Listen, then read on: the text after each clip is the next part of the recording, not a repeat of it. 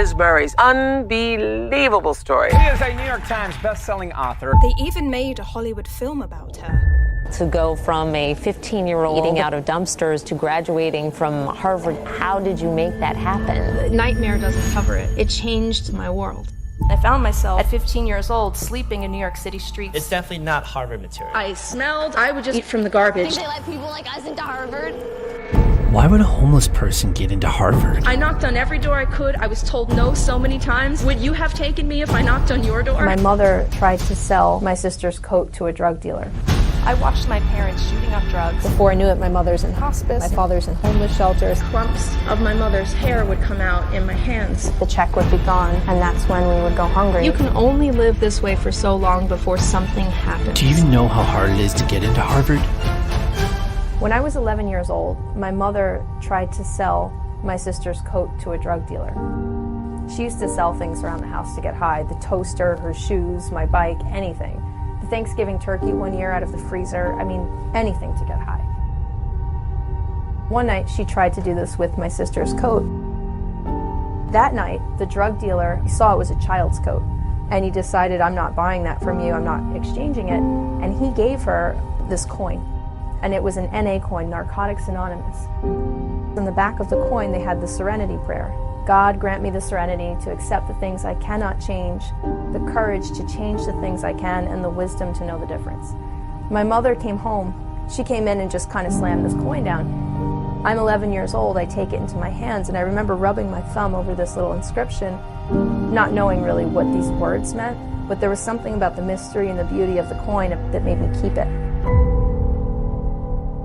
I watched my parents shooting up drugs so frequently that was just the way that our lives went. To have my mother talk to me for hours and tell me how much she loved me and share her stories with me and be there for me in those ways, and yet at the same time, not be able to feed us properly. First of every month, the mailman brings everybody's disability check. We'd get the check, and then the first stop would be down Grand Avenue so my parents could get drugs. And 3 days later, the check would be gone. And that's when we would go hungry. There was a point where it all finally caught up with them. You can only live this way for so long before something happens. You know, and Mom, she became HIV positive first. She got sick and came into my room one night to tell me, and Nightmare doesn't cover it. It changed the shape of my world. Eventually, both my parents contracted HIV. And by the time that I was the age that most people are when they're planning their prom or applying to college, what happened in my life instead was that my mother went from having HIV to full-blown AIDS.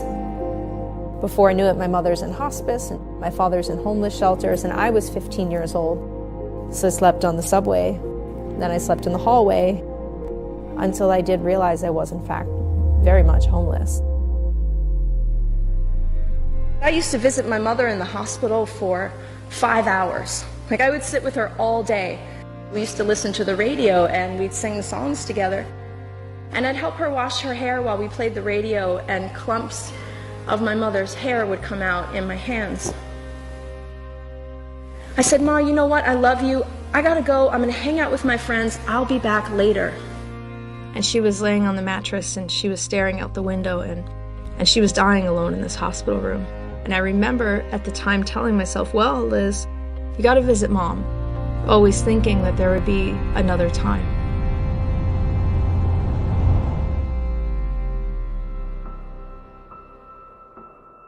She died on a Wednesday morning, and she was alone when she passed away. They donated a pine box. Someone took a black magic marker, they misspelled her name, and they wrote the words head and then feet on the box with an arrow, and I'm standing there, and I'm looking at this pine box, and what came back to me and flooded me with images and feelings was, okay, I remember when Mom used to sit at the foot of my bed and she would share her dreams with me. How one day she was going to be sober. One day things would be better, and she always told me, Lizzie, it's going to be a better life later. And you know what I carried around with me at the time was my mother's picture in my back pocket. It's crumpled up with cracks on it. I used to take that picture out right after I buried her, and I would look at that picture, and it was when she was homeless that picture was taken. And what I realized is that I may not have been doing drugs, but in every other way I was living her life.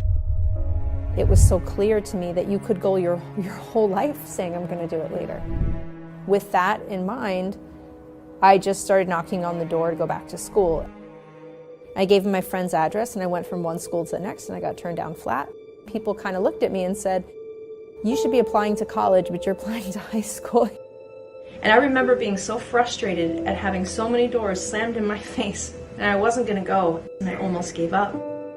There was this one afternoon I was standing in Midtown Manhattan. I literally could have gone one way or the other. I go to the next interview and I try again, or I just give up, take the train for an hour, go back to the Bronx where I'm from, save the little bit of money that I'd begged for change to have, and I go buy a slice of pizza, forget the interview.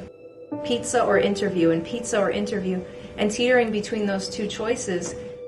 And I told myself, oh, I'll go back to school later. And an alarm bell went off. I'm a high school dropout who's quickly becoming the same age as a high school graduate. I'm falling behind. Chaos is around me, I'm sleeping on the streets, and I have this coin. And I came to finally understand the meaning, the difference between the things I could and could not control. I could not bring my mother back, as much as I wanted to, and I love her so much. I could not change the fact my father was in a shelter or that I was sleeping on the street. I could not control so many of these things, but if I could just focus on what I could control. There I stood on that corner trying to make this decision, pizza or interview, and pizza or interview. Somebody had to break the cycle. And if not now, then when? And I ditched the pizza. I went for the interview, and I told myself that even though it wasn't likely, at the very least it was possible that the school would take me. And finally, someone opened the door. We'll never forget Liz Murray's unbelievable story. In 2 years, she finished 4 years of high school and graduated top 2 of her class, all while being homeless. That hard work paid off when Liz was accepted to Harvard University. Had an instant bestseller. Is a New York Times best-selling author. Finally, I saw that one day at a time, I was carving out a new life for myself. And then I fell in love with what would be possible. I didn't know that I would actually be able to lift myself out of homelessness, go on to Harvard, graduate, and entirely change my life. I now am a mom. I've started a family. My husband, James, Liam, my son, who just turned 6, my daughter, Maya, I sing them to sleep. And it took me some time to realize that the songs, the phrases, everything, that's what my mother did with me. And I hadn't thought about those phrases or songs in years. Having children has really shown me that love imprints on you. Everything has changed. Life is beautiful. Life is a miracle. You don't have to be stuck in the situations that you're in. If there's something in your life that is holding you back, you have to identify what that is, because I promise you there is a way to break past it. Absolutely no one knows what's possible until they're already doing it. And each and every moment is always another chance. No matter what your history is, no matter where you've come from, every moment is a new possibility. Life does not wait for anyone. Your life is right now.